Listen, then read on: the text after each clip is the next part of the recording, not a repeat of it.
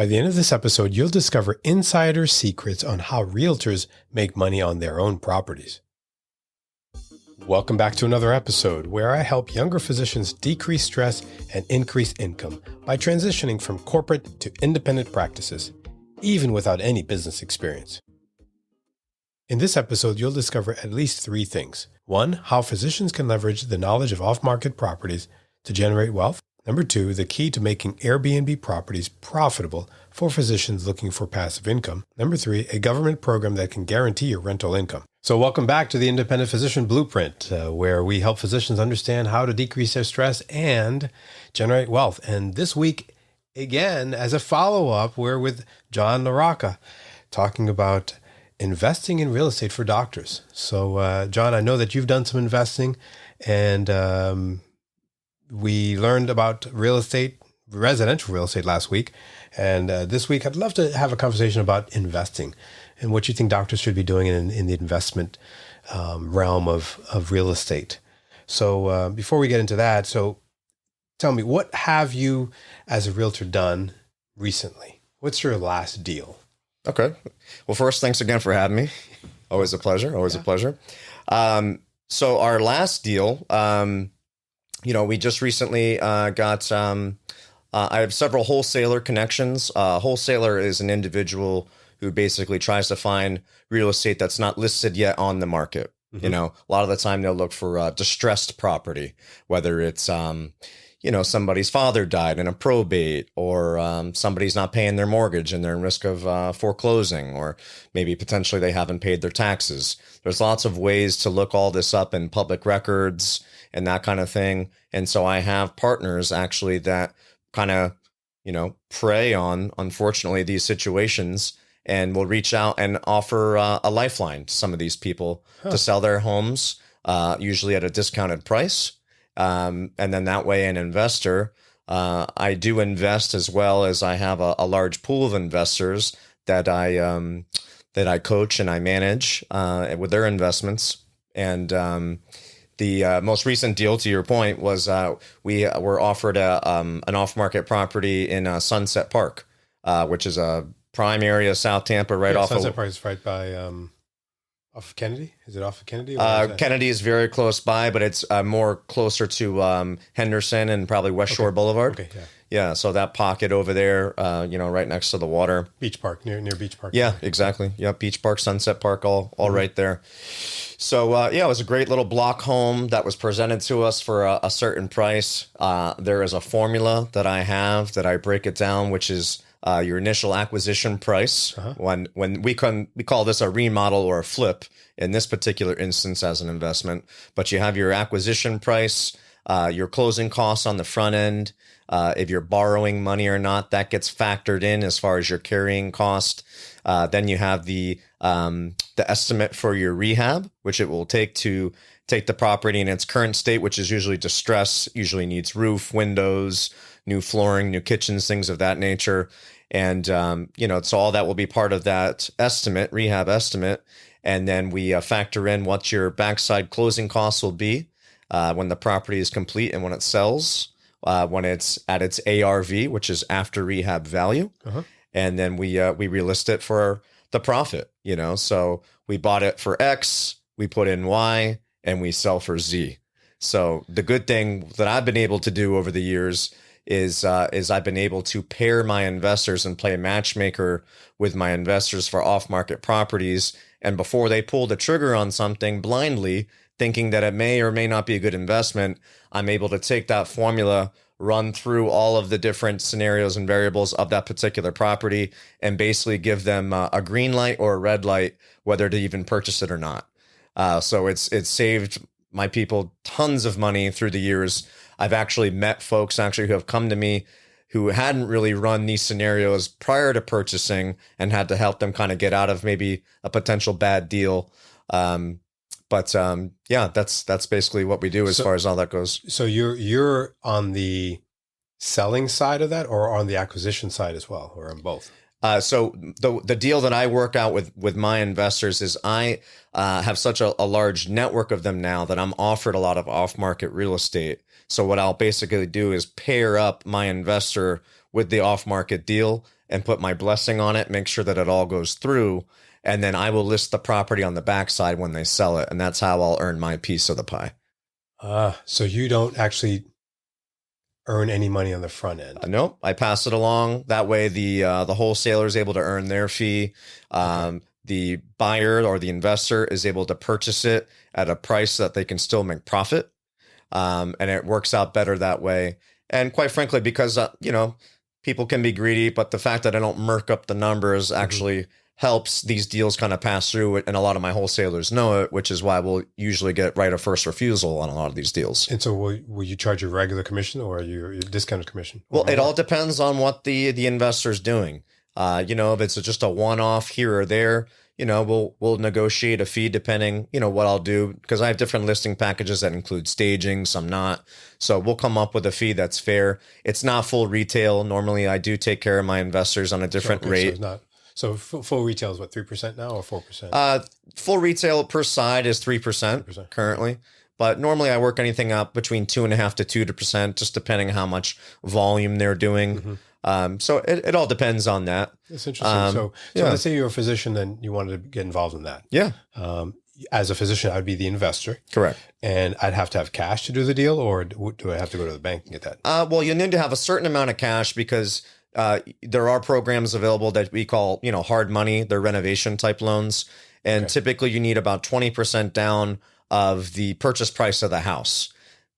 So, if the house is $300,000, you need to have $60,000 plus about 3% closing costs. We'll just say another 10. Cash waiting cash on hand. Okay. Yes. Now the thing with those types of loans is they'll build in your renovation costs into draws. So they actually will give you, if it costs $100,000 to fix a property up, they will actually in draws give you the money as you fix up the house as part of the loan product. Like a construction loan. It's very similar. Yeah. Yep. Now normally they come due within 9 to 15 months. So it's something you want to start right away. It's not a long-term option. Some people, will buy this, take this option, and then instead of flipping it, they like the property, they can turn it into a rental and just refinance with one of those programs. So it just depends, what that particular investor is trying to do.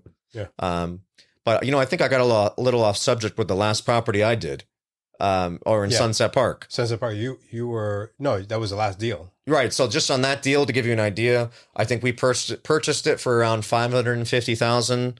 And then we put in probably 80 to 90,000 in it. And then, when we put it on the backside, we'll be having it up for sale soon. I'll actually send you the link. We'll probably list it for around $799. Okay. So just to give you an idea, there is some nice spread in there. That's a good spread. Yeah, it can be. I mean, once you sell it, you need to put some money aside for taxes at the end of the year and all that. You're paying short-term capital gains? You would be, yes. Yep. Okay, so that's 20%? They've moved it quite a bit, so I don't want to misspeak on that, but okay. I'll get back to you on that. I know it's high. It's definitely high on the short term. Some people like to take a few of these short terms though, and then get a certain amount of money up and then put it into a commercial multifamily building. So you can gain some capital that way, and then once you park it into something like that, if you ever wanted to take the money out and graduate it into a commercial complex or something like that, there's lots of tax deferment methods. The most popular one being a 1031 exchange. Mm-hmm. So there's lots of ways to mix and move. And so just to get into weeds a little bit, most physicians don't want to necessarily know the weeds, but I do. Of course you do. Of course.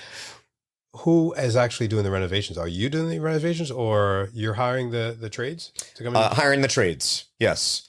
So the good thing with that is that's trial and error at times.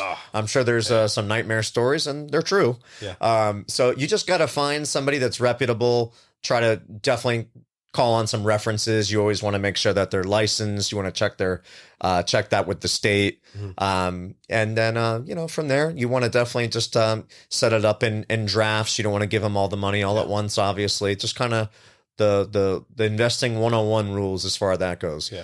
But, with me, I'm able to actually coach my investors through the entire experience. I have a gentleman even now who called me earlier, and What's in right now? Tan floors or gray floors? I mean, I'm just at their disposal 24/7, right? Because I know what sells, and eventually I'm going to inherit this property to sell. So I love to give my 2 cents. Yeah. That way I can, get them a top sale for top dollar, obviously, right?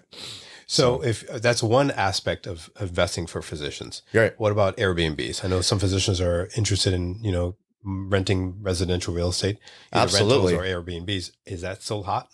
Airbnbs are hot in the right areas. You have to have a good draw, I feel like, in Tampa for those. They've really buckled down on the minimum nightly restrictions. The city actually came through and changed a lot of the minimum nights on that. So we had some that were further away from like downtown or the beaches that were doing the nightly thing, and they've kind of crimped up on that. So what do you mean by crimped up? So like a lot of those Airbnbs a few years ago, you could rent them for just a night or two. Okay. But now there's city and county restrictions that make the minimum nightly rental. And again, every area is different. For instance, we had one over in Dana Shores, which is the Rocky Point area. Yep. And we started the Airbnb as a nightly rental, and we were doing great because it's right next to Raymond James Stadium and the airport. So we were getting folks that were flying in on a Thursday, staying for the long weekend, going to the Bucks game on Sunday, and then leaving on Monday morning. Well, a change came down. Actually, it wasn't a change. They actually just started to enforce the fact that there was a 7-day minimum rental. So we were not able to use it as that 3-day nightly rental as much anymore, which changed, the vacancy and everything to do with that. So definitely something I would want people to look out for. They are still great. You just need to make sure you're in the right zones and just make sure there's a draw that people are actually want to be there. Being close to, for instance, in our area, Armature Works or downtown, or being close to any of the beaches, anything that there's a draw. Even some places, next to Busch Gardens, something to that effect makes them a little bit more attractive. The other thing I would recommend is, I know how busy physicians are, so it's imperative to find a great management company. Yeah, I was going to ask you about that because some physicians say, well, my family member can run it or my wife can run it. Is that something that's recommended? Well, if the wife is a stay-at-home mom or stay-at-home wife and she has a lot of time on her hands, I would say absolutely. But it is something that is that takes two hands and for you to be completely on top of. It's like running a mini hotel. My wife and I learned very, very quickly that there's lots of things that can go wrong. You get that call at 11 o'clock at night because the AC is not running as cold as they might want. So there's a lot of responsibility that comes with it. So in my experience, I feel it's better to have a professional management company. And now that will, bite into your ROI a little bit. I think the fee is anywhere between 10 to 20%, depending on the setup. But in the hindsight, it gives you the opportunity to leverage and potentially add more properties to your portfolio. Yeah. So you mentioned multifamily for a little bit and graduating to multifamily. We had an episode where we had a multifamily investor, multi-state multifamily investor who came on. And what they did was they bought these multifamilies and kind of created a REIT or like a real estate investment trust, but not really a REIT. Right. More of a private. Very smart. Is that something that's happening with your group, or you think that could happen with what you're doing, or? I have a few folks that are starting to graduate and get to some multifamily things out of state. They haven't really talked about doing a REIT, but hey, that's a really next level step. That's a great progression that your partner was taking there. So just depends what the goal is ultimately, right? Yeah. So. But a lot of folks are starting they graduate and they get into the multifamily buildings. I've had some that, take the route where they go into Section 8 even, which is, some of those lower income areas, but they have like, quads or more, which are 4 or more units on one building that can be quite profitable, Can you explain what Section 8 is? Because Section 8 is basically government guaranteed rent. So they have to get a voucher. They have to get approved. The tenant has to get approved the voucher through the state. And then based on the zip code and where the property is located, the state will guarantee you that rent to be deposited in your account every month.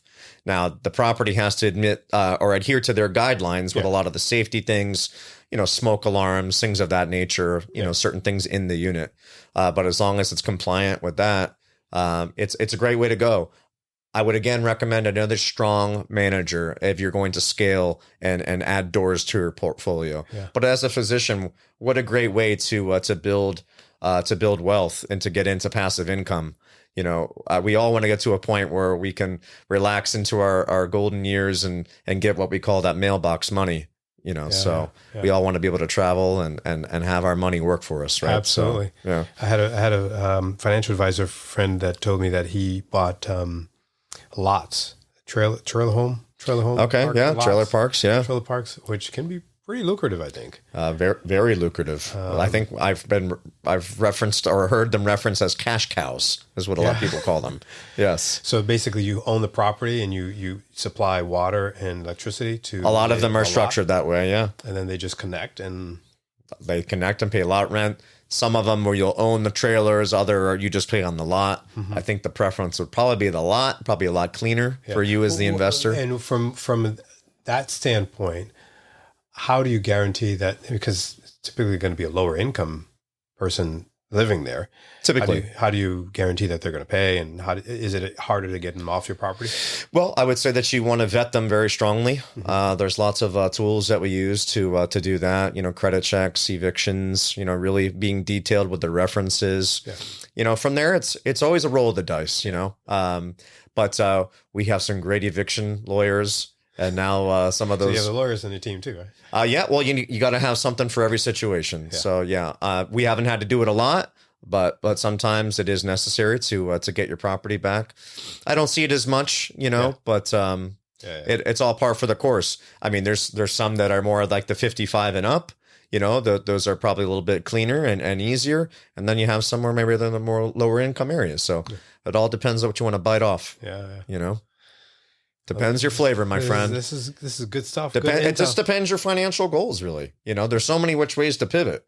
So, and a lot of the time it's just based on timing of where you're at and your financial picture. Yeah. And I think younger physicians may need to hear this type of stuff to know what they need to graduate to, because sometimes you're just trying to find somewhere to live, but then after you've paid off your debt, after you've done what you had to do with your family, you started your family, you have your finances in order, you want to get into the passive income, and like you said, I think real estate is the key. That's where I think it's one of the most secure ways to do it, my friend. It's proven time and time again, and as a physician, depending on how large your family is from the start, if you're just a single physician starting out, or maybe just, newly married, getting a smaller home in a great area of Tampa, that's a great first rental. It really is, that way you're not wasting money. If you know that you're happy and familiar with the area, it's just a great way to get that initial, that stone. Yeah. So I had a buddy of mine who just moved here. We hired him 6-7 years ago, and he bought in Channelside. Yeah, perfect. I don't know if you know the Publix that they put up on Channelside. He bought in the building right across the street from that. Okay, yeah, I'm familiar with it. Yeah, I know what you mean. My gosh, he just bought in Terramore, and he's crushing it. I don't think he ever sold that property, and that's great passive income. But he started out small, and now he graduated to a bigger house. And anytime you can land something in those areas, I mean, there's new development popping up everywhere, and they're running out of it. Yeah. So you gotta grab it while you can, especially in those areas, no doubt. Good for him. Yeah. So this has been a great conversation. Thank you so much. I've enjoyed it. Back. I'm passionate about investing for sure. We have a big niche and really in investing because it's something I do and it's something that I'm passionate about. And then we really also target the luxury market as well. Yeah. Dealing with some of those influential buyers and giving them the white glove service that they expect. So awesome. Well, how can we find you if we wanted to reach out to you? And well, it's almost impossible not to find me, but I know you're on every. We're on Instagram at My Home Tampa Bay, Facebook at /John Sells Tampa. You can find us on our website, which is myhometb.com, and on billboards all over Tampa. But you can reach me anytime. Send me a DM, a message. I'm always happy to sit down and give you some direction and try to make some sense of what you're trying to do. So awesome, and we'll have that contact information on the show notes. I appreciate that. Appreciate that, man. Thank you for coming on, man. Yeah, it's been lovely, man. Thank you so much. I had a good time, man. Appreciate it. Thank you so much. Cool. Thank you.